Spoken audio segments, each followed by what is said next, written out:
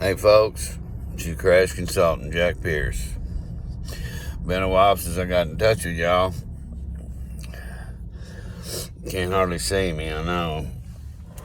I'm actually driving over to CVS to get a COVID test. Not looking forward to it. Really don't have a choice. I've been showing all the signs. Well, it's been one uphill climb for me since having a wreck in August the 11th, all the way up until now. Been a struggle. We've been trying to sell our house, trying to get a new start. We'll see how that goes.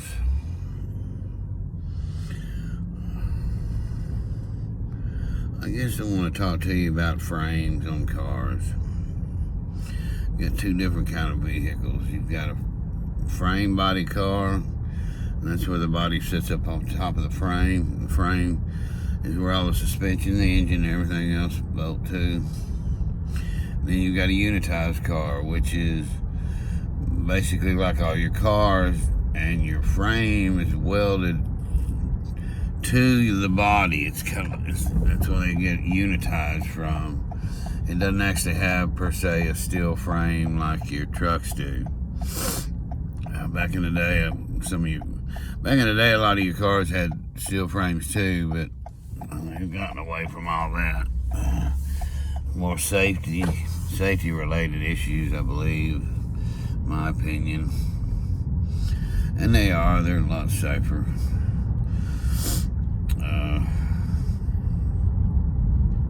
Totaling out a car on a frame. You know, trucks have gotten so expensive these days as far as what their value is, that it's getting harder and harder to total out a car, because basically what a total is, when a car totals, it's, in other words, the damage to the vehicle is worth more than what it is, than what the vehicle is worth itself.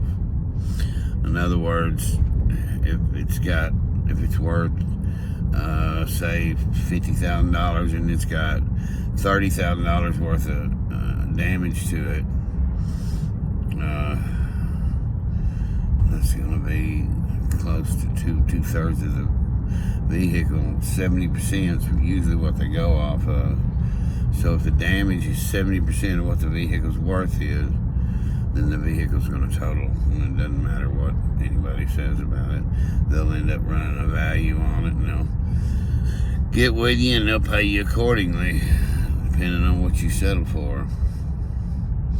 You don't always have to settle for what they're giving you, but you have to at least be able to prove why you're not wanting to accept what they're giving you, because usually they try to come at you with a fair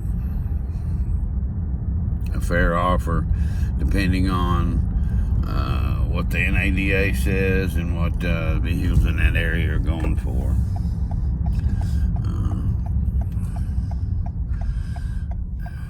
Do you want a frame that's been repaired on your vehicle? Well, I'll put it to you this way. If you got some Tom derelict who don't know a hill of beans about what he's doing, hell no, you don't want that thing. It ain't gonna be right. There's very few people I know how to fix, that I know how to fix frames. It's becoming a thing of the past. They're not easy. It does take some special knowing. I fixed frames for years. Was glad to get out of the business. It's a hard business. Like I said, there's not many people that do it. And then when they get somebody who does fix frames, they tend to want to give them all the hard hits. And you can't make money all the time just doing hard hits. So those things, they take time.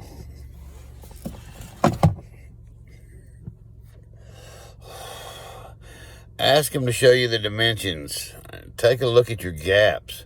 You can tell a whole lot about whether a car frame is straight by the gaps that it has in it. Pickups, the beds won't align to the cabs. You'll have one side in a diamond that's wider than the other side. And man, there's many people who know how to fix diamonds out there. It's not even funny. It doesn't hurt to take somebody with you. You know, you can even crawl in there and measure it yourself and see if the center squares out. You know, a frame on a truck is just like a ladder, or on a car, either one. And the word diamond comes from the fact that if you draw out a frame on a piece of paper, it's two lines and it's got two squares in the middle. And when one of those frame rails gets knocked forward, it makes each one of those squares turn into a diamond. I can show you a whole lot easier on paper, and maybe that's what I should have done. But if your frame damage is minimal, if you got one side's high or low and it needs to be pulled down, or if you got one side that's collapsed a little bit but it comes out when you make the pull, you know, always make sure they're going to make their pulls without any heat. You know, used to back in the day, we used to heat those suckers up red hot and then pull them with come-alongs in the floor, and not the best way to do things, but you know, at the time that's all we had. Now we have the opportunity to straighten things and put them exactly where they go and make them exactly right, and do it without heat. If they want to total your car with frame damage, man, let them. Evidently, usually it's too bad, and especially if you get a damage right in behind one of your wheels. If your frame's being inside there,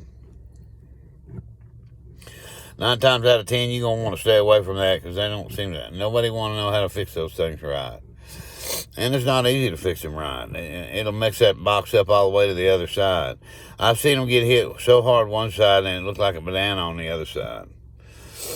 Just keep in mind, folks, that when you're dealing with frame damage, you don't want something that's so bad that there's not a chance it's going to be right. You know, a lot of the insurance companies are going to switching out the frames. You know, it's cheaper to switch out a frame on a vehicle and rebuild it than it is to just replace it, because they cost so dang much these days. Anyways, that's something to look at. If you got any questions about it, give me a shout out. You can leave a message. You can leave an answer or a question, whatever. Thanks a lot. See you later. Crash Consultant signing out.